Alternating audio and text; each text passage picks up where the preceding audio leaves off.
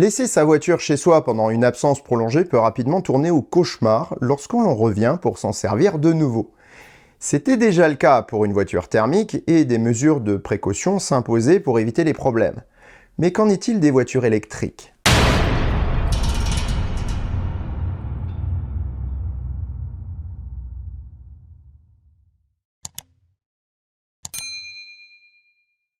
Lorsque vous désirez entreposer une voiture sur une longue période, les deux ennemis principaux sont l'humidité et la saleté.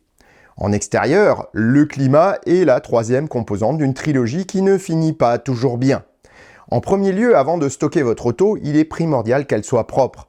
Exposée aux éléments, certaines salissures comme les résines d'arbres ou les déjections d'oiseaux peuvent avoir raison de votre peinture si elle reste trop longtemps. Une fois propre, vous allez devoir prendre soin des éléments qui aiment bien coller après une longue immobilité. Prenez donc le temps de bien nettoyer les joints de porte, de haillons ou de toit ouvrant, puis graissez-les avec un lubrifiant adapté. Personnellement, j'utilise toute l'année le WD-40 que je vous mets dans la description. Pensez également à nettoyer et graisser les coulisses de toit ouvrant pour éviter qu'ils ne coincent au premier usage. Pour bien faire, on pense généralement qu'une auto est mieux protégée par une bâche qu'à l'air libre.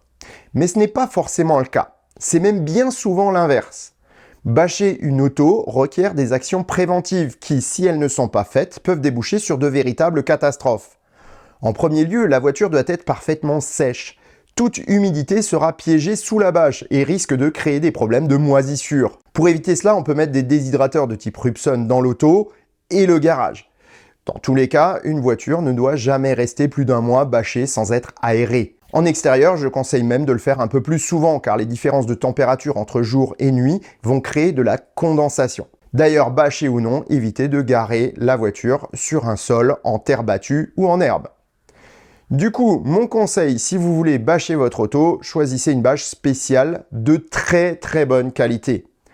Que ce soit en intérieur ou en extérieur, une bâche respirante haut de gamme est impérative et devra être parfaitement ajustée et serrée. Les mouvements d'air ou le vent en extérieur peuvent en effet faire bouger la bâche et créer des micro-rayures. Donc, si vous ne voulez pas mettre le budget, ne bâchez pas votre auto. La poussière s'enlève au jet d'eau et n'abîme pas la voiture. Dans tous les cas, bâché ou non, si vous pouvez garer la voiture à l'ombre, c'est un plus. Le soleil est bien souvent un facteur important de vieillissement d'une auto et les températures dans l'habitacle peuvent atteindre des sommets en plein été. Choisissez donc avec soin votre emplacement et si vous ne bâchez pas, mettez des pare-soleil. Toujours au niveau des conseils généraux, gonflez vos pneus à forte pression. 3,5 à 3,8 bars dans les pneus éviteront une trop grande déformation de ceux-ci si la voiture ne bouge pas pendant longtemps. Mettre un post-it au tableau de bord pour ne pas oublier de remettre la pression est aussi une bonne idée. Rouler sur gonflé est en effet très dangereux et très déconseillé en raison d'une mauvaise adhérence et du risque d'explosion des pneumatiques en roulant. Si vous avez un frein à main manuel, ne le mettez pas pour éviter que les plaquettes ne collent au disque ou tambour. Mettez plutôt des cales. Voyons maintenant les conseils spécifiques aux voitures électriques. En premier lieu, si vous le pouvez, laissez votre auto branchée en permanence. Cela permet d'entretenir la charge et de pallier à la consommation fantôme, mais aussi d'entretenir la charge de la batterie 12 volts. Si votre auto le permet, limitez la charge entre 50 et 80% maximum. La majorité des autos le permettent. Pensez à verrouiller votre auto, puisqu'en effet, lorsqu'une voiture est déverrouillée, de nombreux systèmes sont mis en fonction et consomment du courant. De plus, votre assurance risque de poser souci si la voiture est volée ou dégradée alors qu'elle n'était pas verrouillée. En cas d'orage, il est également intéressant d'avoir un proche qui peut venir débrancher l'auto par sécurité. Même si les risques sont minimes, on ne sait jamais, comme je l'ai expliqué dans mon épisode sur le sujet. Pour les propriétaires de Tesla, pensez à neutraliser le mode sentinelle, surtout si vous ne branchez pas votre auto. Celui-ci consomme en effet beaucoup.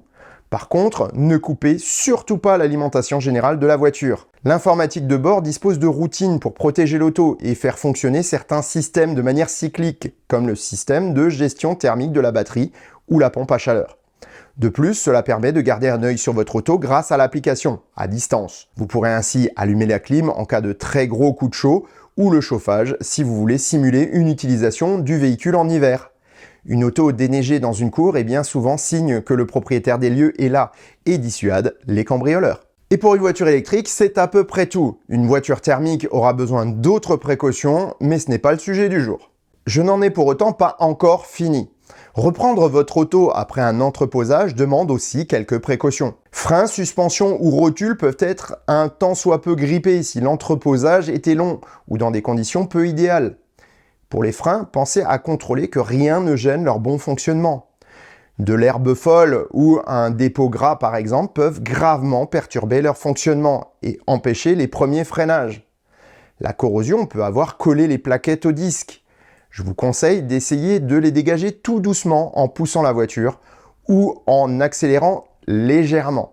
Si cela ne vient pas, préférez démonter les roues pour accéder aux freins et les débloquer manuellement. Un petit maillet en caoutchouc ou une cale en bois sont souvent de bons alliés pour cela, et un coup de nettoyant frein ne fera pas de mal. À la conduite, soyez attentif au premier freinage, mais aussi à la tenue de route de votre auto. Un long stockage peut avoir dégradé les rotules ou les pièces en caoutchouc. Après avoir pris soin de contrôler la pression des pneus, inspectez-les à la recherche de fines craquelures, généralement sur les flancs ou au fond des rainures.